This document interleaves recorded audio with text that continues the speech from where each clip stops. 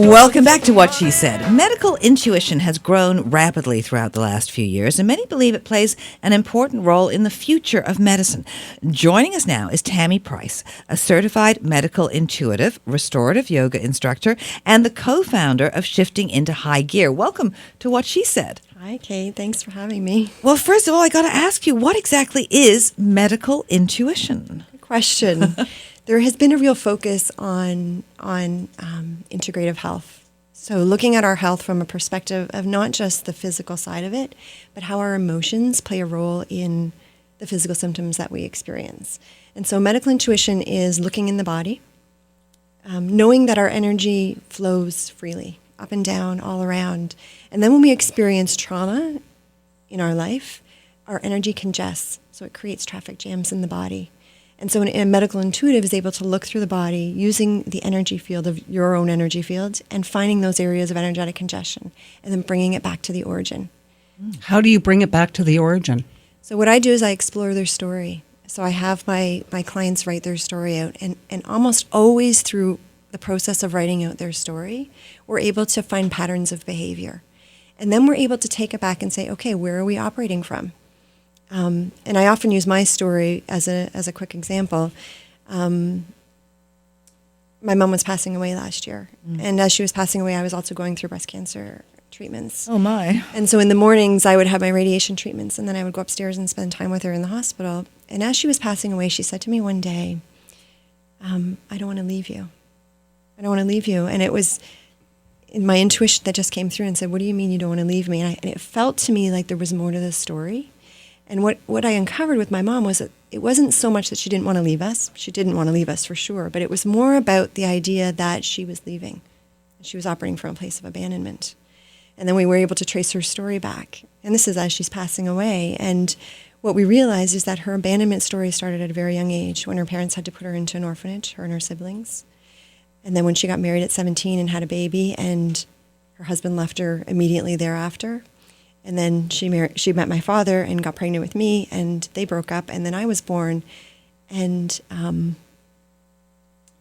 met my father for several months after I was born.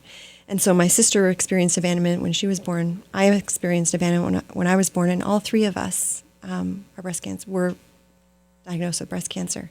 So I call it emotional DNA. So finding that out about your mother and finding it out about yourselves, how did that help her, and how did that help you? I think for my mom, because she was at such a late stage of cancer, it was so advanced in her body, it may have brought some inner peace with her, and I think her passing was very peaceful and symbolic. For me, what it helped me do was change the way I operate. Understanding that I've operated from a place of abandonment my whole life has had me realize what I did to sabotage my life and how I can change that going forward and come up and show up and have authentic relationships with people and an authentic relationship with myself. So that I'm no longer using people, places, or things to support my story of abandonment. If I were to come to you and you were to diagnose whatever my issue is, and then I take that to my doctor, what does he do with that information? I don't diagnose as a medical intuitive because we're not allowed to do that. But what I'm able to do is enter into your energy field and find areas where energetic congestion has taken place, so where there's a traffic jam. Okay. And so I may say to someone, I'm feeling energetic congestion in the lung area. Mm-hmm. And then I would provide recommendations, because what I want to do is empower my client to be able to take care of things themselves. Okay. That doesn't mean don't go to the doctors. No. I strongly believe that we need to marry the Western and the Eastern medicines together. And so still be able to go to the doctor and say, hey, can I just have this checked out? There's something that doesn't feel right to me. And then we work together, right? Okay. And, yeah. How does one become certified as a medical intuitive? Is there a training program? There is, actually. There's a school called the International College of Medical Intuition, which I graduated from. I went to school for a year in New York City. So travel back and forth, and it's a fairly intense curriculum. I graduated the college and then actually became an instructor at the school for a couple of years in British Columbia, and resigned from there in January along with another instructor. And we started our own Shifting into High Gear. So we train our own intuitives now. Okay, so if we're looking inside us and we're talking about energy flow, and you do yoga, Do chakras have anything? Chakras do. They're energy centers in the body. And there's been a lot of research done that says, that has us focusing on chakras. And I actually move away from that. And I move away from yoga. And I move away from meditation. I do teach restorative yoga as a way to reach as many women as I possibly can with this work, because I think it's so valuable to us. What I want to do is teach people to be stronger than chakras and yoga and meditation, and show them that everything they need is right here. Everything they need is right here. And so I live my life in extremes. So what I did was completely separate myself from anything that made me feel good in my life, so that I could get to the place where I actually felt good. So a lot of the times people wake up in the I don't morning. understand that. What do you mean you separate yourself from where you feel good if you want to end up feeling good? Because in order to feel, I don't want to use people, places, or things in order to feel good about myself. I want to be able to wake up in the morning and authentically feel good about myself. And so what happens in society, and I love spirituality, I'm a spiritual person, but it's become such an industry. Mm-hmm. People are buying mala beads and crystals and all these things to protect themselves, to heal themselves, when we have the ability to do that right here. And all it requires us to get to the origin of why we're not feeling whole. Why don't we feel worthy? So when you're talking about separating yourself from things that make you feel good to feel good, you're talking about things, not people. Let's say there are a couple people in your life that make you feel wonderful. You're not separating from them. No. I think relationships are a huge motivator for us to understanding why we don't feel good about ourselves. And when I sit down in a room with someone who I initially think I don't like, I realize that they're for a reason. They're there to teach me something about myself. Or things like exercise, which may make you feel good. You're separating yourself from things, right? I'm separating myself from, so meditation made me feel good. I used to wake up in the morning, sit in meditation for 20 minutes because I woke up feeling not so great about myself, sat in meditation, felt better, and then I was able to go out into the world and present myself in this manner. But the reality was I was Band-Aid solution. It's called spiritual bypassing, in my opinion. So I'm missing the point. Why don't I feel good? So what does shifting into high gear do? Shifting into high gear has you taking responsibility for your life. Okay.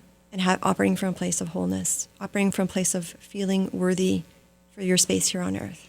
So how do you do that? You get rid of all of those things or activities that make you feel good. How do you then get to a place where you feel good just on your own? You go through a lot of painful days, understanding why you didn't feel good, exploring the trauma, not spending a lot of time there because I don't believe people need to.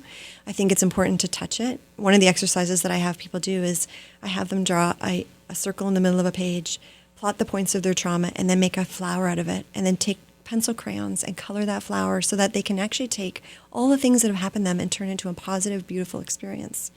So you have co-authored your first Kindle book, Shifting into High Gear, A Guide to Listening to Your Body. Where can people get more information about that? It's on Amazon. It's on Amazon? Yeah, it's for sale on Amazon. It was a bestseller in one day, which is a huge accomplishment for us. Wow. And it was written a couple years ago, and honestly, when I read it now, I would write it totally differently. So are you going to write another one totally differently? I'm in the process of working. It's up here. It's just got to come out. Yeah. How long does it take you to write something like that? It took us a year to write the first book. Yeah. It won't take me a year to write the second. Yeah. Because it seems that you're evolving. I am totally evolving. And I love that about people in general. Mm-hmm. You can sit with someone 1 year and then next year sit with them and there's something totally different because we're learning and growing. Have you, is there a fabulous success story you can tell us about, somebody that it's really changed their life?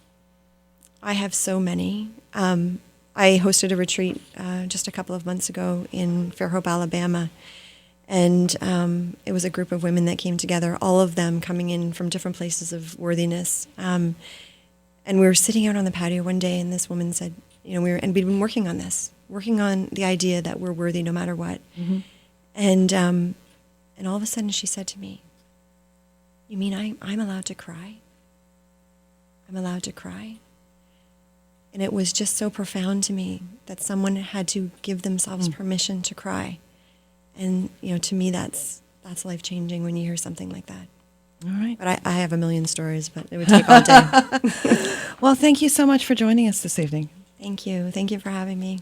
This is What She Said. We'll be right back.